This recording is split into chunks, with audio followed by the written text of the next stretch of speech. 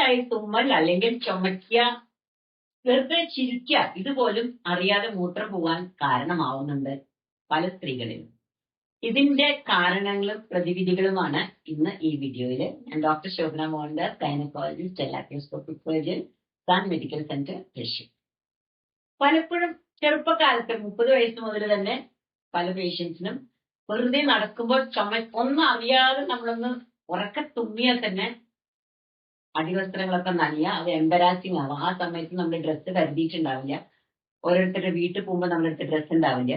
ചിലർക്ക് ഇത് കൂടി വരുമ്പോൾ ഒന്ന് ചിരിക്കുക, ഒരു പൊതു സദസ്സിൽ ചിരിക്കാൻ പോലും പേടി വരുന്ന ഒരു രോഗമാണ് ഇത്. ഇതിനെന്താണ് കാരണം? മൂത്രക്കുഴലിന്റെ പിന്നിൽ ഒരു മസിൽ ഉണ്ട്. അത് സാധാരണ നമ്മൾ ചുമയ്ക്കുമ്പോഴൊക്കെ അത് കോൺട്രാക്ട് ചെയ്യും. അത് കാരണം മൂത്രം പുറത്തേക്ക് പോവില്ല. പക്ഷെ ഈ ലിഗമെന്റ് വീക്കാവുമ്പോൾ, ചുമയ്ക്കുമ്പോൾ അതിന്റെ പിടുത്തം കിട്ടാതെ വരുമ്പോൾ യൂറിൻ പുറത്തേക്ക് പോവാണ്.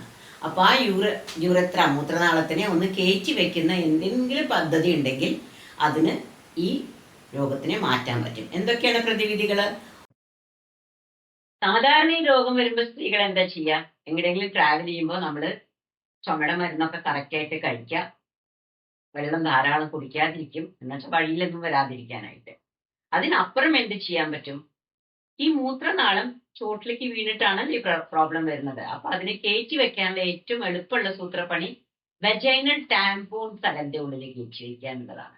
അതായത് നമുക്ക് എങ്ങോട്ടെങ്കിലും പീരീഡ്സ് ഒക്കെ വരുമ്പോൾ നമ്മൾ സാനിറ്ററി നാപ്കിൻസിന് പകരമായിട്ട് യൂസ് ചെയ്യുന്ന ടാംപോൺസ്, സിഗരറ്റ് പോലെയുള്ള സാധനങ്ങളാണ്. അതിൻ്റെ ഉള്ളിൽ കയറ്റി വെച്ചാൽ അത് ഇതിനെ സ്റ്റെബിലൈസ് ചെയ്യും.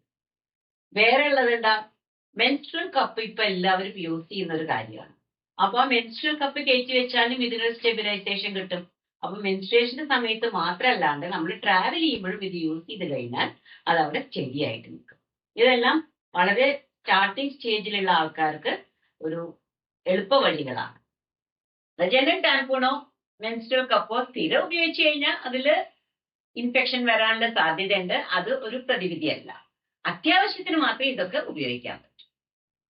ഇതിനപ്പുറമുള്ള വഴികളെ പറ്റി നമുക്ക് ചിന്തിക്കണം. ഒന്ന്, കീഗൽ എക്സസൈസ്. നമ്മൾ ശ്വാസം വലിച്ചു പിടിച്ച് ആ ഭാഗം ഒന്ന് ഇറുക്കി പിടിക്കുക 10 സെക്കൻഡ്, പിന്നെ വിടുക. ഇറുക്കി പിടിക്കുക, വിടുക. ഇത് ഒരു 10-20 തവണ രാവിലെയും വൈകുന്നേരം ഒക്കെ ചെയ്തുകൊണ്ടിരുന്നാൽ മസിൽസ് ഒന്ന് ടൈറ്റ് ആവും.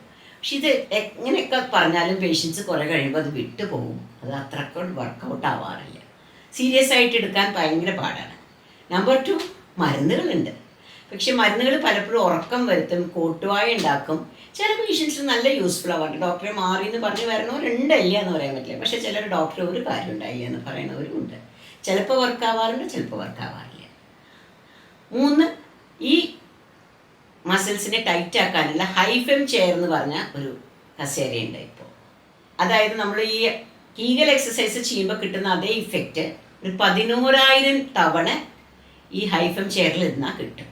ഇലക്ട്രോ മാഗ്നറ്റിക് വേവ്സ് വെച്ചിട്ട് ഈ മസിൽസിനെ അത് സ്റ്റിമുലേറ്റ് ചെയ്യണം. അപ്പോൾ അത് ആ മസിൽസ് സ്ട്രെങ്തൻ ചെയ്യും.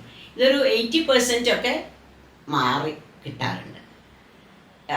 പേഷ്യൻസിന് ഡ്രസ്സ് പോലും അഴിക്കാണ്ട് കസേരയുടെ മുകളിൽ 1/2 മണിക്കൂർ സെഷൻ, ആഴ്ചയിൽ 2 തവണ 6 സെഷൻ ചെയ്ത് കഴിഞ്ഞാൽ നല്ല വ്യത്യാസം വരാറുണ്ട്. ഹൈഫെം ചെയറിന്റെ വേറൊരു ഗുണം, ചിലപ്പോൾ പേഷ്യൻസിന് ചുമയ്ക്കുമ്പോൾ മാത്രമല്ല പിടിച്ചാൽ കിട്ടാണ്ട് മൂത്രം പോകും. എവിടേക്കെങ്കിലും അങ്ങോട്ട് പോകുമ്പോഴേക്കും ടോയ്ലറ്റ് എത്തുന്നതിന് മുമ്പ് ചെറുതായിട്ടൊന്നെങ്കിലും ഒന്ന് നനയും. അത് അവർക്ക് യാത്ര ചെയ്യുമ്പോൾ ബുദ്ധിമുട്ടുണ്ടാക്കുന്നുണ്ട്. അതിന് അർജൻസി ഇൻകോണ്ടിനൻസ് എന്ന് പറയും. അതിനും ഈ പറഞ്ഞ ഹൈഫെം ചെയർ യൂസ്ഫുൾ ആണ്. പിന്നെ ഉള്ളത്, അവിടെ ലേസർ ട്രീറ്റ്മെന്റ് ഉണ്ട്. പക്ഷെ അത് അതിന് വജൈനയുടെ ഉള്ളിൽ കൂടെ ഒരു മെഷീൻ കയറ്റണം. അപ്പോൾ പേഷ്യൻസിന് അൺഡ്രസ് ചെയ്യണം. അത് അവർക്ക് ഇഷ്ടം ഉണ്ടാവില്ല ചിലവർക്ക്. ആൻഡ് ആ ലേസർ ട്രീറ്റ്മെന്റ് കുറച്ചും കൂടി കോസ്റ്റ്ലിയാണ്. പിന്നെയുള്ളത് ഇലക്ട്രോ മാഗ്നറ്റിക് കറൻറ്റ്, അതും വജൈനയുടെ ഉള്ളിൽ വെക്കണം. അതും കുറച്ച് കോസ്റ്റ്ലിയാണ്. പക്ഷേ ഹൈഫെം ചെയറും ആയിട്ട് കമ്പയർ ചെയ്യുമ്പോൾ ഇഫക്റ്റീവ് ആണെന്ന് പറയുന്നു. പക്ഷേ ഇറ്റ് ഈസ് കോസ്റ്റ്ലി ആൻഡ് അവിടെ വേറൊരാളുടെ ആവശ്യമുണ്ട്. ചെയറിൽ വെറുതെ ഇരിക്കുന്ന പോലെയല്ല. ഇതെല്ലാം കഴിഞ്ഞ് അവസാനത്തെ കൈ സർജറിയാണ്.